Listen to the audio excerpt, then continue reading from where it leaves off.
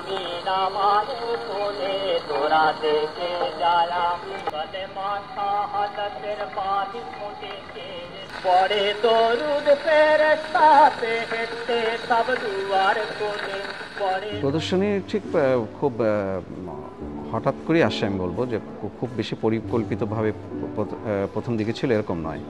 In fact আমি যেগুলি নিয়ে আমাদের গর্বিত হতে পারি বা আমাদের নিজস্ব সামাজিক ইতিহাসেরই বিভিন্ন উপাদান যেগুলিতে আমাদের কন্ট্রিবিউশন আছে বা যেগুলি সংরক্ষিত হওয়া উচিত বা যেগুলি পজিটিভ আমি মনে করি আমাদের ভালোর দিকগুলি, সেগুলি নিয়ে আমি টুকটাক কাজ করি। সেই হিসাবে তার সাথে সম্পর্কিত জিনিস যেগুলি আমি সংগ্রহ করি, সেই সংগ্রহটা কিন্তু আমি সংগ্রাহক হিসাবে ঠিক সংগ্রহ করি না। আমি করি যে সেগুলি আমি আমার জীবদ্দশায়, আমার ছোটোবেলায় বা কৈশোরে বা পরবর্তী সময়ে যেসব জিনিস আমি দেখেছি বা আমার জীবনের সাথে বিভিন্ন রকমের সম্পর্কিত, সেগুলি আমি সংগ্রহ করতাম এবং সেগুলি চলমান আসলে সেগুলি আমি ব্যবহার করি। যেমন ক্যামেরা, রেডিও, টেলিভিশন, বিবিধ বিষয়।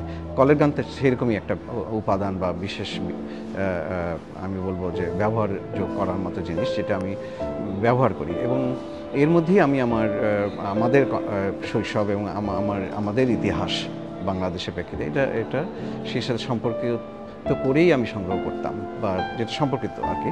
এবং তাতে আমাদের এটা বড় আরেকটি কারণ ছিল এইবার এই record world store day, record store day, এবং সেই হিসাবে এটা গত মাসে এপ্রিলেই এটা হয়েছিল।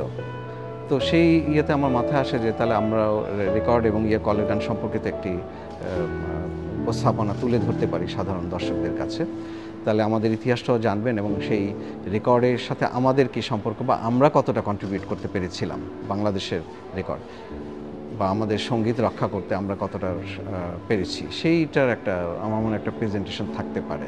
আমার এই প্রেজেন্টেশনটা একটা পিক্টোরিয়াল জার্নি, যে কীভাবে ভারতে বা বাইরে আমেরিকাতে কীভাবে শুরু হলো, তারপর ভারতে কীভাবে শুরু হলো, সেখান থেকে আস্তে আস্তে আমাদের দেশে কীভাবে শুরু হলো রেকর্ড উৎপাদন, যেটা এক ভদ্রলোক উনিই করেছিলেন। সেটা আপনি দেখবেন যে ইয়াতে আছে, সেটা রূপবান সিনেমা হলের সালাউদ্দিন সাহেব সিনেমা করেছিলেন। রূপবান উনি একজন চলচ্চিত্র পরিচালক, তো উনি রূপবান ওনার খুব বিখ্যাত চলচ্চিত্র। তো উনি অ্যাকচুয়ালি বাংলাদেশে প্রথম রেকর্ড উৎপাদন শুরু করেন এবং ওনার কারণেই আমরা অনেক আমাদের যে সঙ্গীত আছে, বিশেষ করে বিবিধ সঙ্গীত, চলচ্চিত্র, পল্লীগীতি, দেশাত্মবোধক গান, এগুলি ওনার কারণে কিন্তু এগুলি টিকে গেছে বা রক্ষা পেয়েছে আমি মনে করি।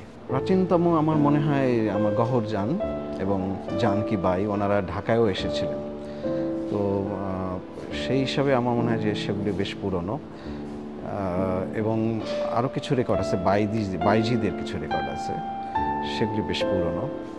আর এখানে এক্সাক্ট সালটা আমি বলা কঠিন আসলে, রেকর্ডে তো এবার থাকে না লেখা, ওইটা ক্যাটালগ দেখে বা দেখে বের করতে হয়, বাট আমি সেগুলি বের করিনি আসলে। বাট যেটা মনে হয় যে গওহরজান কিন্তু একদম আদি শিল্পী, মানে ইন্ডিয়াতে রেকর্ড করা যখন শুরু হয় 1902 সালে, তখন গওহরজানও একজন যার প্রথম গান রেকর্ড করা হয় সেই প্রথম 1902 সালে।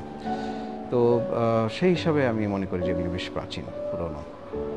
বাট এইটার সাথে সাথে আমি যেটা মনে করি যে আমাদের কি গুরুত্বপূর্ণ রেকর্ড আছে, সেটা হচ্ছে যে আমাদের এখানে পাকিস্তান আমলে HMV একটা অফিস খুলেছিল ছোট, এখানে রেকর্ড করে তারপর সেটা করাচিতে তারা প্রিন্ট করতেন, স্টুডিও মানে রেকর্ড বের করতেন, প্রেসিং মেশিনটা সেখানেই ছিল, যার ফলে খুব বেশি যে রেকর্ড বেরিয়েছে তা না, বিকজ তারাও খুব আমাদের শিল্পীদের ব্যাপারে খুব বেশি যে আগ্রহ ছিল আমার তা মনে হয়নি খুব বেশি, যার ফলে হাতে গোনা কিছু রেকর্ড বেরিয়েছিল।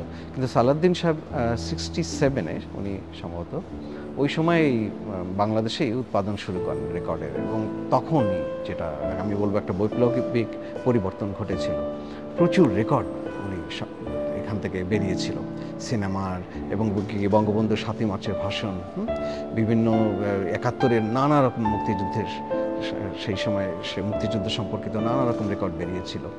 ওনার বড় অবদান সেই সাথে আরও একটি, সেটা হচ্ছে যে পল্লীগীতি উনি বুঝতেন যে এটা একটা খুব ভালো একটা সম্পদ আমাদের গানের সঙ্গীতের সম্পদ, এবং সেটা উনি নিজেই বিভিন্ন বিভিন্ন মানে খুব বেশি পরিচিত নয় সেই অখ্যাত বা সেই গ্রামে গঞ্জের নানা শিল্পীদের উনি নিয়ে এসে ওনার স্টুডিওতে রেকর্ড করিয়েছিলেন গান, এবং এটা করার ফলেও একটা বড় সম্পদ কিন্তু রক্ষা পেয়েছে। যদি এটা নষ্ট হয়ে যাচ্ছে, কেউ তো আর ওইভাবে সংরক্ষণ করছে না। হ্যাঁ, যেহেতু ঢাকা রেকর্ডের মান যে খুব ভালো ছিল তা না, প্লাস্টিকের মানটা, যার ফলে অনেক রেকর্ডই নষ্ট হয়ে যাচ্ছে বা গেছে। আর আমাদের অসচেতনতার জন্য আমরা অনেক রেকর্ড রক্ষা করিনি।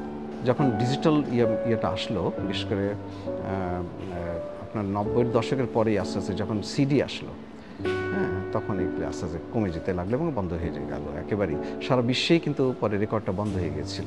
কিন্তু মজার ব্যাপার হলো, রিসেন্ট পাস্ট ইনফ্যাক্ট অ্যানালগ সাউন্ডের এমন একটা কোয়ালিটি আছে নিশ্চয়ই, যে সেটা আবার রিভাইভ করেছে এবং সারা বিশ্বেই আবার নতুন করে মানুষ কিন্তু রেকর্ড শোনার আগ্রহ বেড়েছে এবং তারা কিন্তু রেকর্ড শুনছেন।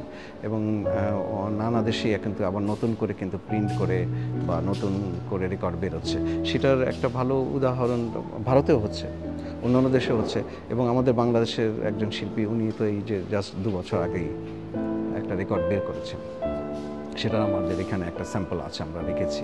তো আমাদের এই যে প্যানেলগুলি ডিজাইন করা হয়েছে, সেগুলি খুব ওই ইতিহাসটাকে মাথায় রেখেই ওইভাবে সাজিয়ে নেওয়া আছে, যাতে যে কোনো দর্শক যদি প্রথম থেকে শুরু করেন, তাহলে ওটা যদি ফলো করেন, তাহলে বুঝতে পারবেন যে কীভাবে আমরা শুরু হয়েছিল বিশ্বে, আমাদের কন্ট্রিবিউশন ভারত কেমন করে শুরু হলো এবং আমরা কিভাবে শেষ পর্যন্ত কোথায় আসছি।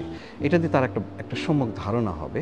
তবে আমাদের এই প্রেজেন্টেশনে বা উপস্থাপনে আমি বাংলাদেশকে বেশি গুরুত্ব দিয়েছি, যাতে বাংলাদেশি বিষয়টা চলে আসে।